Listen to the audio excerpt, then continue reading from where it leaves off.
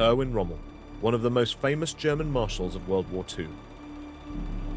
Charismatic risk-taker, an undisputed master of blitzkrieg, a cunning and sly commander respected by both his allies and his enemies. It may be hard to believe at first, but this born leader very nearly missed out on starting a military career altogether. Young Erwin exhibited technical abilities, which made him initially seek a career in the aviation design industry. As a teenager, he and his friends constructed a functional glider. He also disassembled and reassembled an entire motorcycle on his own. However, his below-average grades in school would prove to be an insurmountable obstacle. Rommel's father also urged his son to opt for a different career path. Rommel's creativity eventually found itself an outlet on the battlefield. When joining the military, Rommel couldn't boast a military heritage like some of his peers, but this shortcoming was more than made up for by his leadership skills and being able to think outside the box.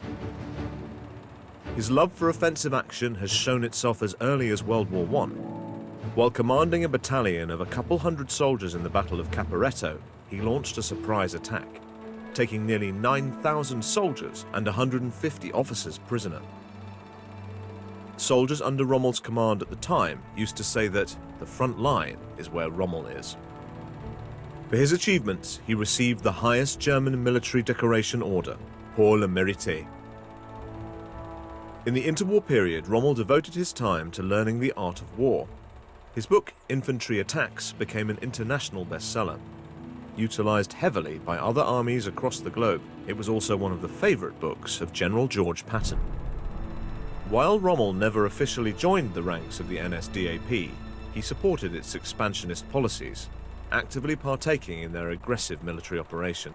In 1939, during the German invasion of Poland, Rommel was responsible for the Chancellor's personal guard, which proves just how much the German leader trusted the general. Rommel's finest hour as a commander would come a year later during the German invasion of France.